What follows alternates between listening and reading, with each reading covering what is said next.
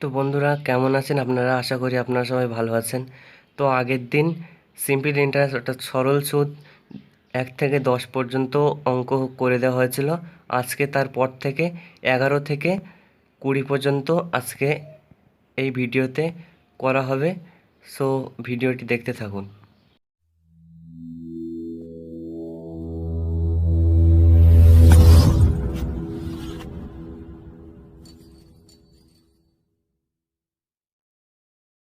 তো 11 দাগের প্রশ্ন, বার্ষিক 8% হার সরল সুদে কত বছরের 600 টাকার সুদ 168 টাকা হবে? হিসাব করে লিখি। বইতে বলা আছে যে সুদের হার সমান সমান 8%, আসল বলা আছে 600 টাকা, মোট সুদ বলা আছে 168 টাকা। ধরি সময় সমান সমান টি বছর। অতএব আয় অর্থাৎ ইন্টারেস্ট অর্থাৎ সুদের ফর্মুলা যেটা জানি PRT/100, সেটাই ফেললে ক্যালকুলেশন করে আসবে 7/2 বছর সমান সমান 3.1/2 বছর। অতএব তাহলে নির্ণয় সময় 3.1/2 বছর। অতএব 3.1/2 বছরে 600 টাকা সুদ 168 টাকা হবে। 12 নম্বর প্রশ্ন বলছে, যদি বার্ষিক 10% হার সরল সুদে 800 টাকা ব্যাংকে জমা দিয়ে সুদে আসলে 1200 টাকা ফেরত পাই, তবে ওই টাকা কত সময়ের জন্য ব্যাংকে জমা ছিল? হিসাব করে লিখি। তাহলে বইতে বলা আছে যে সুদের হার সমান সমান 10%, আসল বলছে 800 টাকা, সুদ আসল বলছে 1200 টাকা। তাহলে সুদ সমান সমান সুদ আসল মাইনাস আসল। অতএব সুদ সমান সমান 1200 টাকা মাইনাস আসল সমান সমান 800 টাকা। তাহলে বিয়োগ করলে আসবে 400 টাকা। সময় ধরি 1 বছর। তাহলে আই ইন্টারেস্ট সমান সমান PRT/100, সুদের ফর্মুলায় ফেললে আসবে যে এই টাইমটা চলে আসবে, এখান থেকে টি বার হয়ে আসবে। তারপর টি অর্থাৎ সময় সমান সমান 5 বছর। অতএব নির্ণয় সময় সমান 5 বছর। 13 দাগের কোশ্চেনটা, এটা ভেরি ভেরি ইম্পর্টেন্ট। বলছে কোনো মূলধন একই বার্ষিক শতকরা সরল সুদের হারে 7 বছরের সুদে আসলে 7100 টাকা এবং 4 বছরের সুদে আসল 6200 টাকা হলে মূলধন ও বার্ষিক শতকরা সরল সুদের হার নির্ণয় করো। কি বলছে? 7 বছরের সুদে আসল সুদ প্লাস আসল সমান সমান 7100 টাকা এবং 4 বছরের সুদ প্লাস আসল 6200 টাকা। তাহলে মূলধন কত বার্ষিক শতকরা সরল সুদের হার কত? তাহলে বইতে আমাদের বলে দিয়েছে যে আসল প্লাস 7 বছরের সুদ মিলে সুদ আসল হচ্ছে 7100 টাকা। আবার একটা বলা আছে যে আসল প্লাস 4 অর্থাৎ 4 বছরের সুদ মিলে যোগ করে এটা হচ্ছে সুদ আসল 6200 টাকা। অতএব তাহলে আমরা যদি বিয়োগ করলে আসল আসল কেটে যাবে। এবার 7 বছর থেকে 4 বছর বাদ দিলে হবে 3 বছরের সুদ। তাহলে 7100 টাকা থেকে 6200 টাকা বিয়োগ করলে হবে 900 টাকা। তাহলে 3 বছরের সুদ সমান সমান 900 টাকা। 1 বছরের সুদ 900/3 টাকা। 4 বছরের সুদ কত? এখানে 7 বছরও করা যেত, কিন্তু আমরা 4 বছর ধরে করছি। ওকে, তাহলে 4 বছরের সুদ কত? 4 বছরের সুদ 900 × 4/3 সমান সমান 1200 টাকা। তাহলে আসলটা আমাদের এখন বার করতে হবে। আসল কত আমরা তো জানি না। তাহলে আসল ফর্মুলা P সমান সমান 4 বছরের সুদে আসল মাইনাস 4 বছরের সুদ। আমরা যদি এখানে 7 বছর ধরতাম, এখানে যদি আমরা 7 বছর ধরতাম, তাহলে এখানেও 7 বছরের সুদে আসল মাইনাস 7 বছরের সুদ। কিন্তু আমরা 4 বছর ধরেছি, তাই 4 বছর দিয়েই করব। 4 বছরের সুদে আসল মাইনাস 4 বছরের সুদ, এটা বিয়োগ করলে হবে 5000 টাকা। অতএব সময় টি সমান সমান 4 বছর হলে সুদ এখানে আমরা বার করেছি যে 1200 টাকা। ঠিক আছে, এই যে 1200 টাকা। তাহলে অতএব বলতে আমাদের বার করতে হবে আমরা তো আসল অর্থাৎ মূলধনটা তো পেয়ে গেছি 5000 টাকা। তাহলে বলছে নিম্ন সুদের হার কত? তাহলে সুদের হার সমান সমান যে আমরা ফর্মুলায় জানি যে 100 × I/P × T, সেই ফর্মুলায় ফেললে আসবে 6%। অতএব তাহলে আমরা এখন উত্তর লিখতে পারি নিম্ন মূলধন সমান সমান 5000 টাকা এবং সুদের হার সমান সমান 6%। এবারে আসি 14 দাগে। বলছে একই সময়ে অমল রায় ব্যাংকে এবং পশুপতি ঘোষ পোস্ট অফিসে 2000 টাকা করে জমা রাখেন। বলছে 3 বছর পর তারা সুদসহ যথাক্রমে 2360 টাকা ও 2480 টাকা ফেরত পান। ব্যাংক ও পোস্ট অফিসের বার্ষিক শতকরা সরল সুদের হার অনুপাত কত হবে? হিসাব করে লিখি। কি বলছে? পোস্ট অফিসে 2000 টাকা জমা রাখেন ও অমল রায় ব্যাংকে এবং পশুপতি ঘোষ পোস্ট অফিসে 2,000 টাকা জমা রাখেন। কত বছরের জন্য? 3 বছর পর তারা সুদসহ যথাক্রমে ওই অমল রায় পায় 2,360 টাকা এবং পশুপতি ঘোষ পায় 2,480 টাকা। তাহলে ব্যাংক ও পোস্ট অফিসের বার্ষিক শতকরা সরল সুদের হার, মানে আরটা বার করতে হবে কত। অতএব বইতে বলা আছে যে একজন ব্যাংকে রেখেছিল টাকা, একজন পোস্ট অফিসে। তো যে ব্যাংকে অমলবাবু ব্যাংকে টাকা রেখেছিল, আসল রেখেছিল 2,000 টাকা, সময় নিয়েছিল 3 বছর, সুদ আসল 2,360 টাকা। তাহলে সুদ হবে 2,360 মাইনাস 2,000 = 360 টাকা। তাহলে এটা তার মূল সুদ। আর এবার বলছে কত পার্সেন্ট হারে, তাহলে আমরা শতকরা বার করতে গেলে আর সমান জানি 100 × I/P/R, সেই ফর্মুলায় ফেললে আসবে 6%। আবার পোস্ট অফিসে পশুপতি ঘোষ রেখেছিল 2,000 টাকা, সময় নিয়েছিল 3 বছর, সুদ আসল 2,480 টাকা। তাহলে সুদ হবে 2,480 মাইনাস 2,000 = 480 টাকা।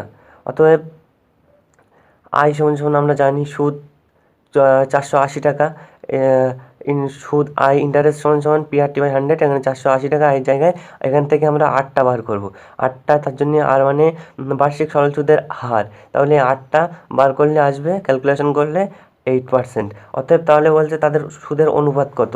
অতএব তাহলে ব্যাংক ও পোস্ট অফিসের সুদের অনুপাত হবে 6:8 = 3:4। এটাই অ্যান্সার। এবার 15 দাগ বলছে একটি তাঁত সমবায় সমিতি যন্ত্রচালিত তাঁত ক্রয় করার সময় 15,000 টাকা ধার করে। 5 বছর পর সেই ধার শোধ করতে সমিতিকে 22,125 টাকা দিতে হলো। ব্যাংকের বার্ষিক শতকরা সরল সুদের হার নির্ণয় করো। তাহলে কী বলছে, ক্রয় করার সময় 15,000 টাকা ধার করে, 5 বছর পর সমিতিকে 22,125 টাকা দিতে হলো। তাহলে ব্যাংকের শতকরা সুদের হার কত, মানে এখানেও আর বার করতে হবে। তাহলে বইতে বলাই আছে যে আসল সমান 15,000 টাকা, সময় 5 বছর, সুদ আসল বলা আছে 22,125 টাকা। তাহলে আমরা সুদটা বার করে নিতে পারবো। সুদ সমান সুদ আসল মাইনাস আসল সমান সুদ সমান তাহলে এটা ক্যালকুলেশন করে আসবে 7,125 টাকা। অতএব সুদের হার ধরি R%। তাহলে ইন্টারেস্ট আই সমান PRT/100। এখান থেকে 8টা যদি আমরা বার করি, ক্যালকুলেশন করে আসবে 19/2% সমান 9.12%। অতএব তাহলে ওখানে চাচ্ছিল যে নির্ণয় সুদের হার কত। তাহলে অতএব নির্ণয় সুদের হার সমান 9.12% হলো। এবারে আসবো 16 দাগের অঙ্কে। বলছে আসলাম চাচা কর্মক্ষেত্র থেকে অবসর নেওয়ার সময় 1,00,000 টাকা পেলেন। ওই টাকার কিছু ব্যাংকে ও বাকিটা পোস্ট অফিসে জমা রাখেন এবং প্রতি বছর সুদ বাবদ মোট 5,400 টাকা পান। ব্যাংকের ও পোস্ট অফিসের বার্ষিক সরল সুদের হার যদি যথাক্রমে 5% ও 6% হয়, তবে তিনি কোথায় কত টাকা জমা রেখেছিলেন হিসাব করে লিখি। তাহলে মনে করি আসলাম চাচা ব্যাংকে X টাকা জমা রেখেছিলেন, পোস্ট অফিসে রেখেছিলেন 1,00,000 মাইনাস X টাকা। অতএব ব্যাংকের বার্ষিক সুদের হার R সমান 5%, আসল P সমান তাহলে X টাকা। এটা ধরি আসল সমান X টাকা। তাহলে সময় বলা ছিল বইতে 1 বছর। তাহলে ব্যাংক থেকে প্রাপ্ত সুদের ফর্মুলা আমরা যেটা জানি, আই ইন্টারেস্ট সমান PRT/100। এখান থেকে ক্যালকুলেশন করে আসবে যে 5x/100, কারণ P আসল সমান X টাকা ধরে নিয়েছিলাম, আর সমান বলা ছিল 5%, সময় 1 বছর বলা ছিল, তাই সেটা ক্যালকুলেশন করে আসবে 5x/100 টাকা। আবার সময় 1 বছরই পোস্ট অফিসে বার্ষিক সুদের হার রেখেছিল 6% হারে। তাহলে পোস্ট অফিসে প্রাপ্ত সুদ, এটাও সুদের ফর্মুলায় ফেললে আসবে, ক্যালকুলেশন করে 1,00,000 মাইনাস X ইন্টু 6 × 1/100, যেখানে P অর্থাৎ আসল সমান এইটা আগেই ধরে নিয়েছিলাম এই যে। তারপরে আর সমান 6% বলা ছিল এবং সময় 1 বছর। তাহলে আমরা যদি প্রশ্নানুসারে করি, যে প্রশ্নানুসারে ব্যাংকের থেকে প্রাপ্ত সুদ প্লাস এটা পোস্ট অফিসের সুদ, এই দুটো যোগ করে যেটা হবে সেটাই তো মোট সুদ। তাহলে বইতে বলা ছিল যে মোট সুদ 5,400 টাকা। তাহলে ব্যাংকের সুদ প্লাস পোস্ট অফিসের সুদ সমান 5,400 টাকা। এটা দু ধারে বা দুই সাইডে ক্যালকুলেশন করে আসবে x সমান সমান 60,000 টাকা। অতএব আসলাম চাচা ব্যাংকে 60,000 টাকা রেখেছিলেন, তাহলে পোস্ট অফিসে কত? এটা সিম্পল ব্যাপার যে পোস্ট অফিসে তাহলে রাখবে কত, যেটা আসল তার থেকে 60,000 টাকা বাদ দেবে, তাহলে আসল 1,00,000 টাকা মাইনাস 60,000 টাকা সমান সমান 40,000 টাকা জমা রেখেছিলেন পোস্ট অফিসে। তাহলে তিনি ব্যাংকে